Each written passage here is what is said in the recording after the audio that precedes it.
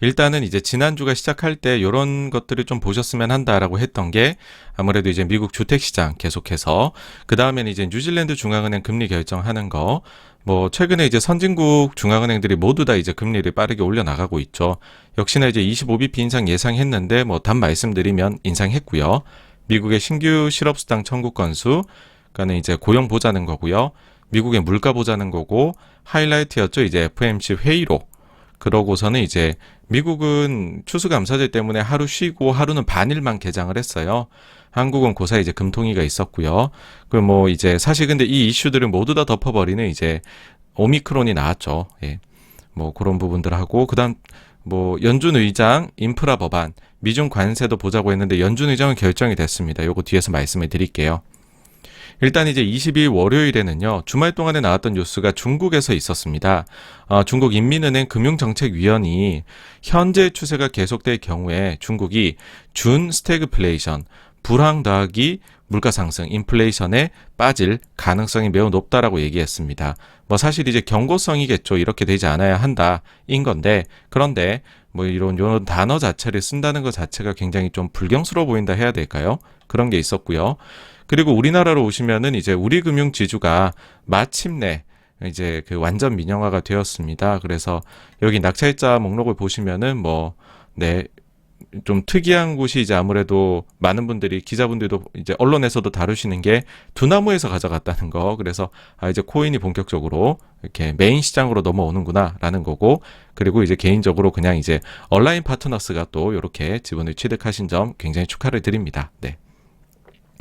그 다음 이제 한샘에서 적극적인 주주환원책을 이날 발표를 했습니다. 이제 사실 이제 지난 7월 달에 있었던 라이브 방송에서 요 얘기를 드린 바가 있죠. 한샘 매각하는데 왜 매각을 하는 걸까? 혹시 여기에서 우리가 투자 쪽에서 좀 아이디어를 얻을 만한 시사점이 있을까? 라고 했었을 때 이제 일본 사례를 쭉 가지고 와서 말씀드린 게 있는데 자세한 내용은 요거 보시면은 좀 참고가 되실 것 같고요. 일단은 그러면 한샘은 이제 어떤 주주 환원책 이야기를 했느냐라고 해보면 중장기 주주 환원 정책이라고 해가지고요. 배당하고 자사주 취득 이야기했습니다. 일단 배당은 내년 1분기부터는 분기 배당을 해 나가겠다라는 거고요. 그 다음에 최소 연간 배당 성향을 50%로 하는데 만약에 이제 FCF 프리캐시플로우 대비해가지고 프리캐시플로우가 당기 순이익을 초과를 하게 되면 배당 성향이 50이 아니라 그 이상도 줄 수가 있다라고 하는 거죠. 근데 지금 보시면은 사실 그 투자라는 거는 이제 뭐 조절이 가능한 거잖아요. 그래서 아마도 50%보다 훨씬 더 많이 배당이 나가지 않을까라고 이제 배당이 지급되지 않을까라고 개인적인 생각이 들고요. 그 다음에 이제 자기 주식 자사주 취득이 있습니다. 네, 뭐, 요 부분도 300억, 뭐, 작다면 적고, 크다면 큰 금액이라 할 수 있는데, 일단은, 뭐, 이제, 아무래도 이게, 이제, 주인이 바뀌었잖아요. 그리고 여기는 적극적으로 수익을 추구하는 곳이고, 그러다 보니까는 이게 이제 단발성이냐, 아니면은 그 후에도 이어질 것이냐 하면은, 아무래도 또 그 후에 이어질 가능성도 있겠죠. 예, 그런 점들은 아마도 투자자들은 기대할 것 같고요. 그리고 이제 그때 7월에 86권가에서 다룰 때에 한샘에서는 아마도 비핵심 자산 매각을 동시에 진행을 할 것이다. 그리고 이것이 이제 주주환원책에 재원이 될 것이다라고 말씀드렸는데 이번에 이제 미국 법인 매각이 있습니다. 이거 이제 기존의 한샘 특수관계자한테 매도를 하는 것인데 이런 식으로 해가지고서 아마도 계속 클리너 과정 거쳐 나갈 겁니다. 그래 핵심은 중국이 되겠죠. 지금 중국 쪽이 로스 메이킹 하고 있는 곳이니까. 네, 그리고 이제 중국 쪽은 그 전주에 제가 그런 말씀드렸죠. 부동산 기업에 대한 시중은행들의 적극적 대출 확대를 중국 정부가 지시를 했다는 루머가 있었다고 했는데 오피셜로 나왔습니다. 네, 그래서 뭐 중국의 부동산 관련 주식들이 그 전주에 오른 것이 역시나 헛소문에 따른 것은 아니었다라는 거였고, 그 다음에 이제 유가 관련해서는 미국하고 중국이 전략적 비축유 방출에 대해서 서로 공조할 것을 이제 뭐 미국에서 요청했다 중국 쪽에 그런 얘기가 나왔죠. 여기에 대해 가지고서 오펙 플러스가 화답을 했죠. 뭐라고 했냐 하면은 그러면은 우리는 지금 증산에 나가는 거. 그러니까 사실 오펙이 감산에 엄청나게 코로나 때 많이 하고 조금씩 그 감산을 줄여 나가고 있잖아요. 뭐 증산이라고도 말할 수 있을 텐데 너네가 그런 식으로 비축유를 방출하면 우린 증산 안 할 거야. 뭐 이런 식으로 얘기를 했죠. 그 다음에 이제 미국의 이제 영원한 강세론자라고 할 수 있죠. 제레미 시게 교수님이 이런 얘기를 경고를 했습니다. 항상 사실 증시에 대해서 좋은 얘기를 하시는 분이에요. 대부분의 경우에 이제 증시에 대해 좋게 얘기를 하시고, 예, 뭐, 그래서 이제 별칭을 얻으셨죠. 영원한 강세론자라는. 4월 달에는 어떻게 이분이 말씀을 하셨냐 하면은요. 앞으로 증시 30%더 갈 테니까 즐겨라 라고 했고요. 7월 달에는 지금 모두 걱정하는 인플레 있잖아요. 이게 4월, 6월 달에 높게 나왔잖아요. 그러니까 한창 높게 나오던 7월 달에 인플레이션 이거 걱정할 필요 없다. 이렇게 또 인터뷰하셨었고, 근데 이게 9월 달에 조금 이게 바뀌어요, 톤이. 뭐냐 하면 너무 이제 연준이 인플레이션에 대해서 대응을 안 하니까 여기에 대해서 미스테이크라는 그 이제 실수를 저지를 수도 있다. 이런 식으로 단어들을 좀 자극적인 단어들을 쓰기 시작합니다. 저는 이게 이제 잽을 날렸다라고 생각하거든요. 그리고 11월 달 지난 월요일에는 완전히 이제 부정적인 이야기를 했죠.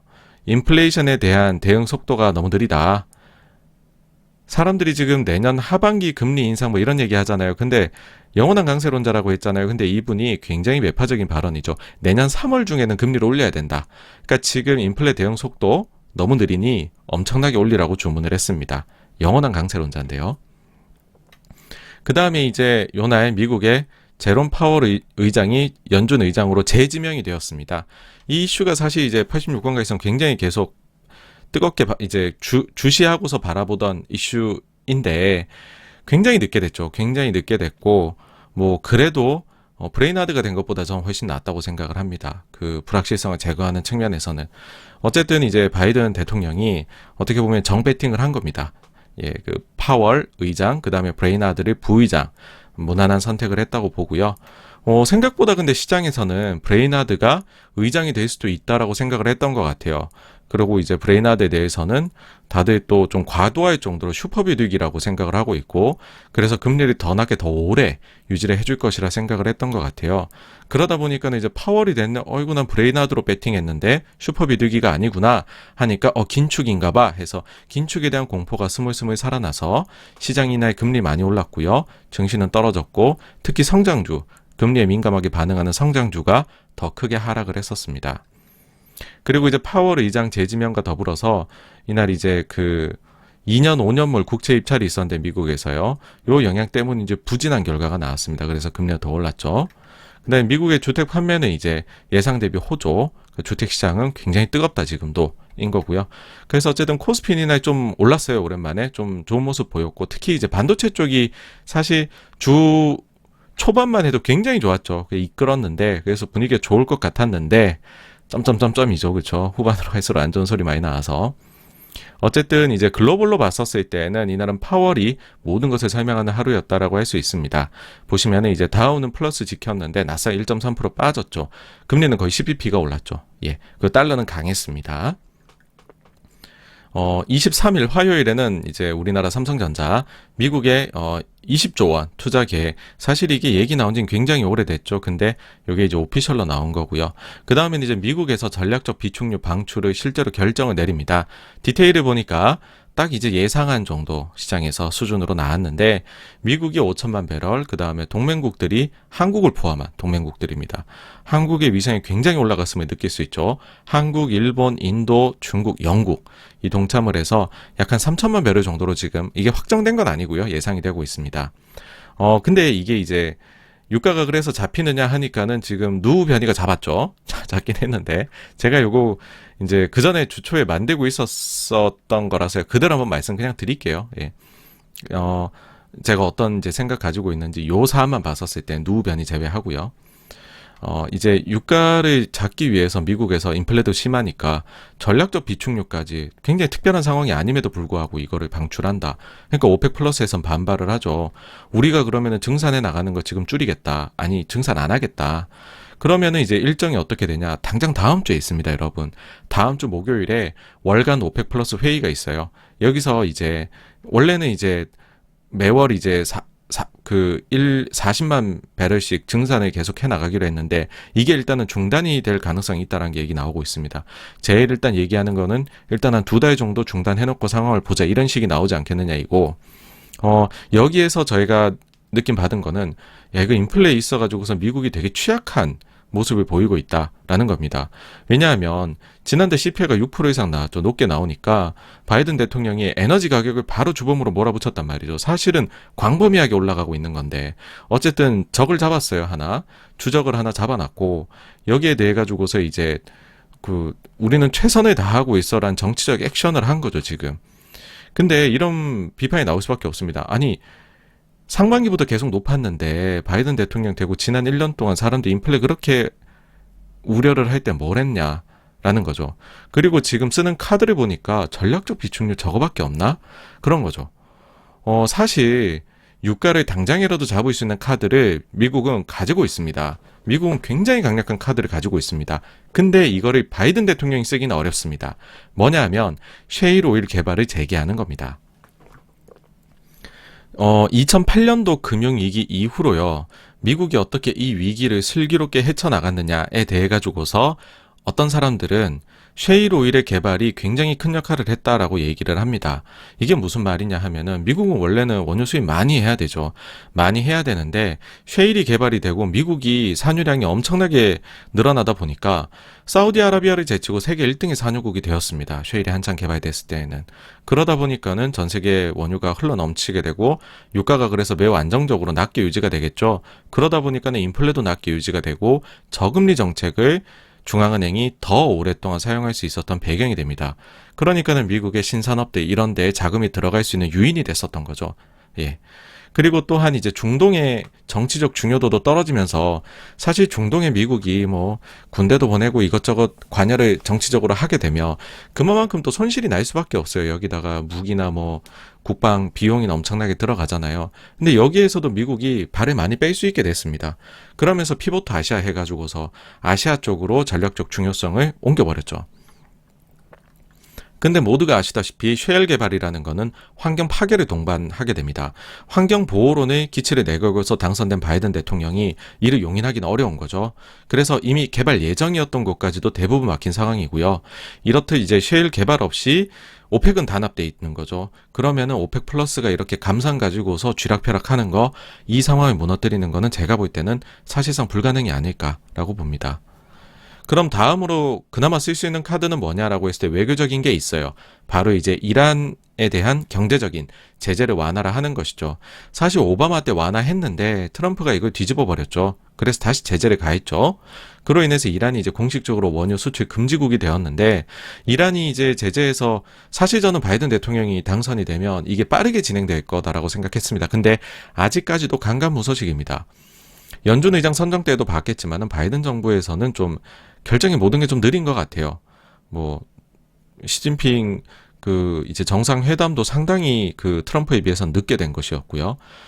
그리고 또 하나 정치적 이제 외교적 부담이라고 하면은 강력한 동맹국인 이스라엘이 여기에 대해서 매우 반발하고 있습니다.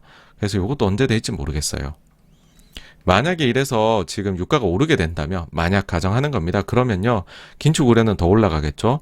그리고 우리나라로 봤었을 때에는 우리나라 워낙 약세가 가속화될 가능성이 있습니다. 왜냐하면 우리나라가 이제 수입 쪽에서 이제 원자재들, 특히 이제 원유 수입에서 차지한 비중이 굉장히 높습니다. 그러다 보니까는 에너지 가격이 이런 식으로 상승을 하게 되면 무역 수지가 상당히 나빠지게 됩니다.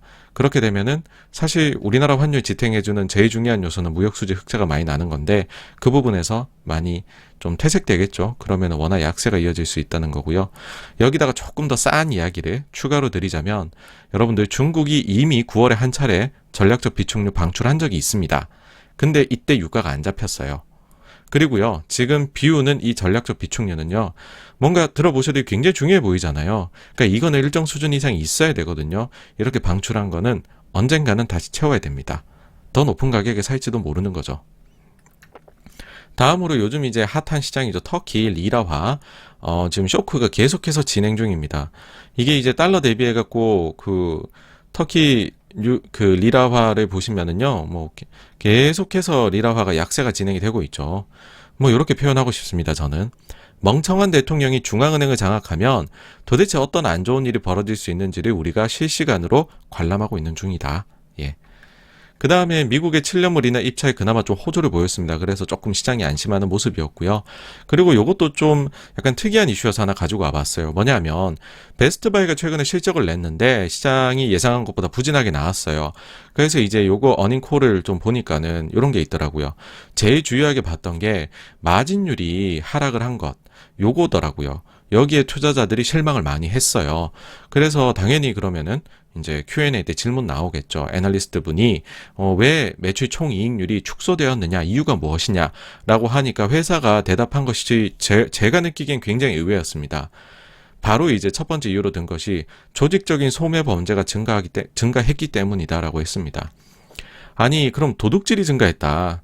도둑질이 증가했다라는 것 때문에 마진이 그렇게 훼손된다고? 라고 해서 이제 조직적인 소매 범죄 요거를 이제 구글에다 넣어보니까 검색으로 생각보다 굉장히 많이 나오더라고요.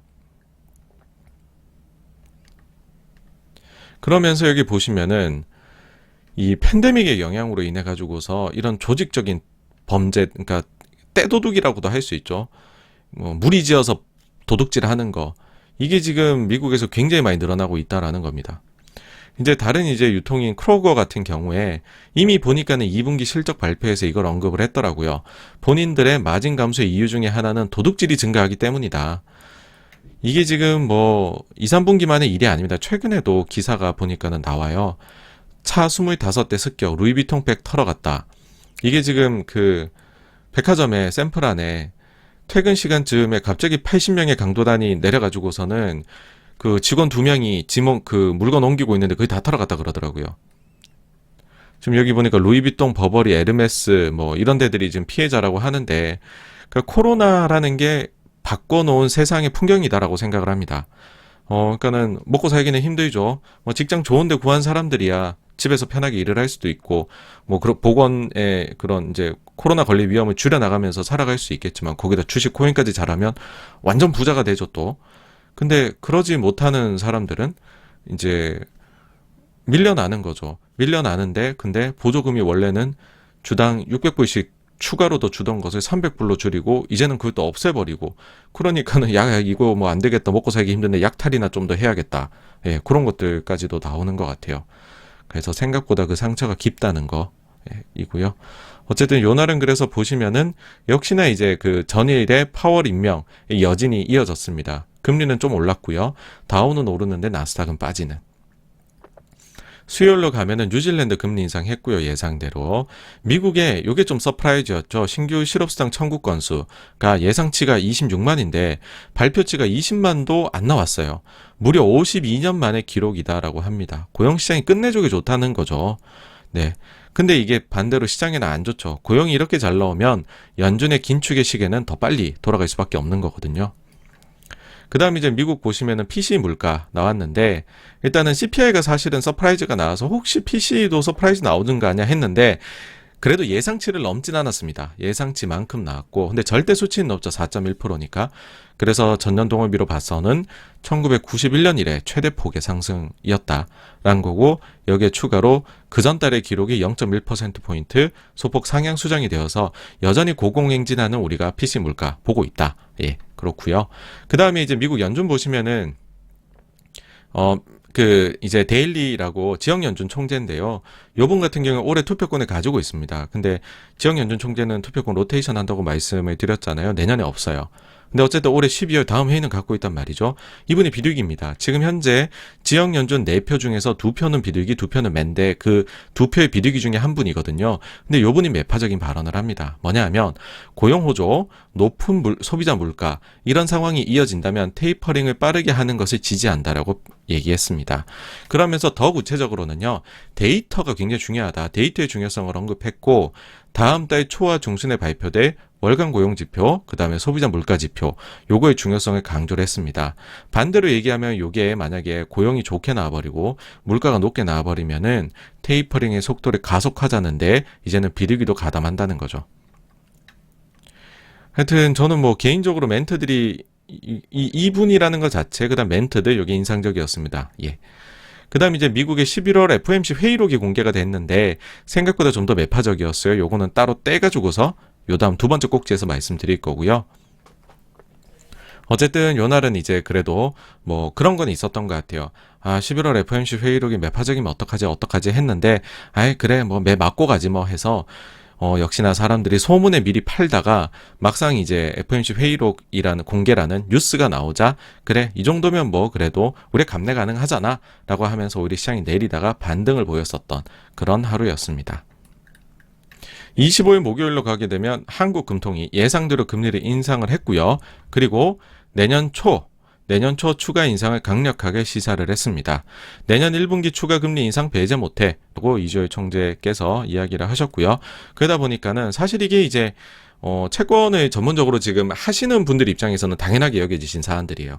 예, 그렇게 커뮤니케이션 해왔으니까. 근데 시장에서 주식하시는 분들 입장에서는 조금 놀랍죠. 아무리 내년 이제 1분기까지 원래는 인상 이렇게 딱딱딱 해 나가는 거를 예상을 했다라고 할지라도, 에이, 겁주려고 했던 거겠지. 설마네, 설마 했는데 진짜 하네? 약간 그런 상황으로 온 거죠. 예. 근데 제가 볼 때도 할 것 같아요. 대선 전에 하실 것 같고. 그 다음엔 이제 메리츠 화재, 어김없이 또 자사주 매입 공시를 했습니다. 1,000억이고요. 쭉쭉쭉쭉 기간이 요렇고, 향후 소각 등 해가지고 소각을 일단 표시는 해놨죠. 요거는 정책 당국하고, 이제 잘 맞춰봐야 되겠죠. 어쨌든 메리츠는 꾸준히 갈 길을 가고 있다. 다만 페이스는 좀 떨어졌다라는 거고요. 계속 말씀드리고 있고, 미국 요나 이제 쉬었죠. 쉬는데, 그 다음날은 또 단축 개장이고요. 근데 이제, 이게 이제 그냥 요렇게 저도 이제 매일매일 만들어 놓거든요. 하루하루 일정이 있어갖고서. 그때 어땠냐면 좀 싸하더라고요. 이게 거래 시간도 줄고 하루 요렇게 안 하고 그래버리면 이게 거래가 얇아지잖아요. 사실 지금 글로벌 증시를 이끌어오는 거는 오로지 미국의 힘이었잖아요. 다른 나라들은 좀 약해, 뭐 안 좋고 좀 빠져있고, 사실 중국이나 일본이나 한국이나 신고가가 아니잖아요. 근데 미국이 모든 그 수급을 빨아당기면서 신고가로 가면서, 아니 여러분들 걱정하지 마세요, 전 세계는 평온합니다, 증시는 평온해요 라고 해줬는데, 그 리더가 하루 반을 쉬는 거죠. 거래가 얇아진다. 그러면 경험상으로 이렇게 주도주가 이래버리면 좀 쌓였던 경우가 있다라고 적었는데, 다음날 좀 일이 터졌죠. 그렇죠? 그 다음에 미국에서 재밌었던 거는 그 달러트리, 일종의 백엔샵이라 할 수 있습니다. 우리 다 1달러에 팔아요. 사실 들어가 보면 다 1달러에 팔고 그런 샵은 절대 아닙니다. 근데 어쨌든 이제 마케팅이죠.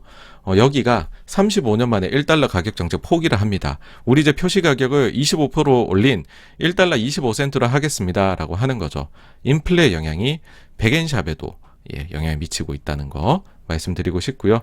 요날 뭐 별일은 없었습니다. 예. 다음날 이제 금요일 가게 되면 안 좋은 날인데, 안 좋은 게 겹쳤죠. 일단 중국에서 악재가 하나 툭 튀어나왔죠. 빅테크 규제 리스크 또 좀 불거져 나옵니다.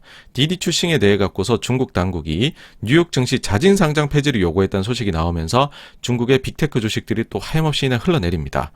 그런데다가 이제 그 코로나 관련해서는 누 변이, 이게 글로벌 시장에 이 공포심을 안겨다 주면서 이날 뭐 유가는, WTI는 무려 13% 급락했죠. 그 다음 하여튼 뭐 다 빠졌어요. 다. 뭐 가능한 투자 수단은 다 빠졌죠. 뭐 그런 약간 뭐 숏배팅이나 이런 걸 하지 않는 한에는 다 빠졌다는 거죠. 그리고 이러면은 보통 이제 페어 트레이딩에서 뭐 금은 오르는 거 아니야? 금 살짝 오른 건 맞아요. 근데 원하는 수준은 아니겠죠. 금을 이날 나 빠질 것 같아, 금 사신 분들이 뭐 0. 몇 프로 오른 거에서 만족하실 건 아니잖아요. 이거는 뭐냐면 오직 현금 추구입니다. 지난 3월에도 보셨겠지만 사실 상황이 조금 안 좋을 때는 그 증시 내에서도 페어 트레이딩이 가능해요. 성장주하고 방어주 갖고서 페어 트레이딩 하면은 성장주는 빠져도 방어주는 오를 수 있는 거죠. 근데 증시가 거기서 조금 더 위기를 겪게 되면 다 같이 빠져요. 정도의 차이가 있을 뿐이지. 그러면은 거기서는 다른 자산군끼리의 페어 트레이딩이 가능합니다. 주식은 좀 빠졌지만 금은 안전한 거잖아. 그럼 금은 그날만 1, 2% 오르는 거죠. 그게 가능한데, 거기서 사람들이 더 위험을 느끼면 금 같은 안전 자산군도 같이 빠져요. 그게 작년 3월이었죠. 예. 하여튼 그래서 약간 그 정도 급은 아니었지만은 약간 그와 흡사한 모습이 나왔다. 그래서 이날은 파랗게 물들였다. 미국제 10년물이 무려 16bp 이상이나 빠졌습니다. 1.6 넘어가던 게 1.5를 깨고 내려왔습니다. 이렇게 표현하고 싶습니다. 울고 싶은데, 그러니까는 증시가 계속 올라가서 좀 피로도를 느껴서 하락을 좀 하고 싶은데 뺨 때려준 격이다. 누구 변이가 나타나서. 예, 그래서 주식, 채권, 외환, 상품, 코인 다 빠졌다. 는 거고요. 미국제 10년물 보시면은 파월의 지명, 그 다음에 매파적인 11월 회의록으로 인해서 상방을 노려봤으나 누 변이로 곤두박질을 쳤다라는 거고요. 이제는 이제 저희가 원래는 코로나 델타 변이 계속 봤었는데 이제 누로 바꿔야 되겠죠. 이제 누를 걱정해야 될 시기인데 사실 뭐 누에 대해 가지고서 지금 많은 분들이 분석하십니다. 다양한 자료들이 나오고 있고 하는데 저희가 코로나 초기에도 봤지만은 코로나라는 것 자체에 대해 갖고 저희가 아직까지 공부가 부족한 게 사실이죠. 알려진 것들이 저희도 계속 알아나가고 있는 거죠. 인류가 알아나가고 있는 것이라서 뭐 이거는 아직까지는 이거를 뭐 몇몇 정보가 나온다고 해가지고 저희가 그거를 확신해 가지고 누는 이런 거야 이렇게 속단할 때는 절대 아니다라고 생각합니다. 그거는 굉장히 위험하다고 생각을 하고요. 그러면 이제 요게 이제 많은 분들이 요거 이제 참고하시던데 그 다음에 이제 미국의 언론에서도 다루던데 왜 다른 변이가 뭐 쬐끔쬐끔하게 나왔었잖아요. 그런 거 나올 때는 시장이 크게 반응 안 하다가 왜 그 오미크론 이게 나오니까는 시장이 크게 반응했냐라고 하니까는 요 그래프가 차이가 난다는 거죠. 요게 이제 오미크론인데 과거 베타 변이나 델타 변이 대비해 가지고서 이 확산 속도가 너무 빠르다라는 겁니다. 그러니까는 이게 좀 문제를 일으키지 않겠느냐라고 이제 얘기들을 하는 거죠. 저는 이 표현이 좋았습니다. 다양한 그런 표현들 중에서 그 이제 CNBC의 유명한 프로그램이죠. 매드머니. 여기 짐 크레이머 진행자 있잖아요. 요분이 현재 상황에 대해 얘기를 했는데 뭐냐면 투자자들이 매수에 나설 것을 본인이 이제 추천해서 말하기를 꺼려진다는 겁니다. 지금 요 그 바이온 디 팔아 이거 얘기하기가 꺼려진다라는 거죠. 매수 추천하기가. 왜냐하면 이유가 두 개인데 하나는 당신과 나, 그러니까 우리들보다 훨씬 더 위험을 회피하고자 하는 사람들이 투자자 중에는 존재할 수 있을 것이다. 라는 거고, 그 다음 두 번째는 과학자들이 이를 통제할 수 있다는 것을 더 이상 사람들이 믿지 않을 것이다. 라는 얘기입니다. 요 두 가지가 굉장히 와닿았습니다. 개인적으로는. 그러니까 요번에 만약에 사실 이제 처음 저는 이제 코로나를 지금 두 가지로 지금 구간을 나눠서 생각하거든요. 그러니까 처음에 코로나가 터지고 막 거리두기 하고 막 그럴 때 아주 위기감을 느꼈을 때 그때는 공부해 나가는 과정이었고 이제 백신하고 치료제만 나오면 우리가 좋아지겠지라고 사람들이 생각을 했죠. 그러고서는 이제 백신이 나와가지고서 그 백신 접종을 그 어떻게 보면 집단 면역이 될 수 있는 수준만큼 한 나라들이 속속 나왔죠. 나왔는데 그러니까 사람들이 그걸 위해 굉장히 많은 걸 포기를 한 거죠. 개인의 자유를 포기를 했고 그 부작용에 대해 가지고서도 인내를 한 거죠. 왜? 그 공공의 이익을 위해서.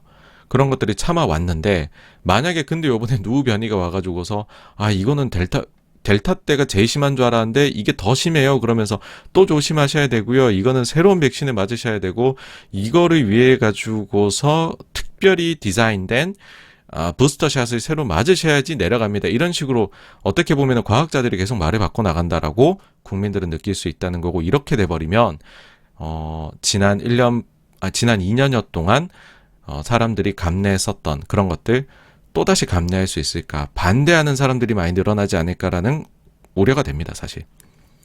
그 다음에 이제 CNN 공포와 탐욕 지수는 이제 급격하게 빠졌죠. 탐욕의 영역에 있다가 공포의 영역으로 바로 왔습니다. 그러니까 이게 굉장히 빠르게 변해요. 그래서 요거 가지고서 탐욕이 있으니까 바로 빠져야지, 공포에 있으니까 바로 올라야지 이런 거는 절대 아닙니다. 그냥 분위기를 느끼시라는 걸로 얘기를 드리는 지표라는 거. 총평을 해보면은 저는 여전히 증시 주변 환경을 부정적으로 보고 있습니다. 그래서 짐 크레이머 의견에 많이 동의를 하는 편이에요. 예, 그렇고 그래서 이제 오늘 썸네일에도 있는 건데 보셨겠지만은 아직은 촛불을 켤 때가 아니다라는 생각을 하고 있고요. 추가적으로 좀 더 이제 FOMC 리뷰 오미크론 이야기하면서 이 부분은 말씀을 드릴게요. 자, 이제 다음 주는 어떤 이슈들이 있을까? 라고 해보지만, 아까 그 얘기를 해보면, 다음 주면 벌써 또 12월이 됩니다, 여러분. 월 초에는 또 중요한 데이터들이 다다다닥 많이 나오잖아요. 그래서 눈여겨봐야 돼요. 일단은 이제 수요일날, 1일날에 한국 수출입, 그 다음에 중국의 차이신 제조업, 그 다음에 서비스 나오고요. 미국의 ADP, 비농업 고용 나오고, 금요일에는 제일 중요한 겁니다, 다음 주에. 미국의 월간 고용 보고서. 그 다음에 이제 미국에서는 ISM 제조업하고 서비스 나오죠. 그러고 이제 한국의 소비자 물가, 오펙 플러스 웨이도 중요하죠. 미국의 고용 데이터. 하여튼 뭐 중요한 것들이 많이 나옵니다. 많이 나오기 때문에 요런 지표들이 고용 같은 경우에는 잘 나와버리면 시장의 낙제입니다. 이건 분명히 긴축의 시계가 빨라진다는 거기 때문에. 그 다음에 ISM 같은 것들도 만약에 잘 나오는데 뭐 세부적으로 뭐 신규 오더나 이런 거에서 열기가 좀 줄어 들어간다. 그럼 악재가 될 겁니다. 그리고 오펙 플러스에서 증산을 멈춘다. 라고 해버리면 역시나 이게 또 부담을 줄 수 있는 요인이고요. 그래서 한번 이 지뢰밭들이 많으니까 하나씩 다 좀 챙겨서 보셔야 될 것 같아요. 그리고 이제 그 연준 의장은 뺐어요. 대신에 부채 한도 협상이 그 자리를 차지했습니다. 원래 12월 3일까지인데 옐런 장관이 12월 15일까지는 우리가 그래도 버틴다. 그 이후부터는 언제 디폴트가 나도 이상치 않다라고 얘기했잖아요. 그러니까 요게 이제 해결이 되려면은 공화당하고 합의를 보든지 아니면은 민주당이 상원에 50석이 있으니까는 똘똘 뭉쳐가지고서 부통령까지 표 가지고 와서 예산 조정 절차 밟으면 됩니다. 근데 그걸 밟으려고 해도 현실적인 시간이 필요해요. 자료를 만들고 하는. 그러면은 다음 주부터는 부채 한도 협상을 뭐 민주당이 단독으로 처리를 시작을 하든 아니면 공화당하고 얘기하든 뭔가 얘기 나오기 시작을 할 겁니다. 요거 정도까지는 좀 보시면 어떨까 싶네요. 네. 그래서 이제 여기까지가요. 지난주 자산시장에서 무슨 일이 있었는지에 대한 내용이었고 다음 주제로 넘어가도록 하겠습니다.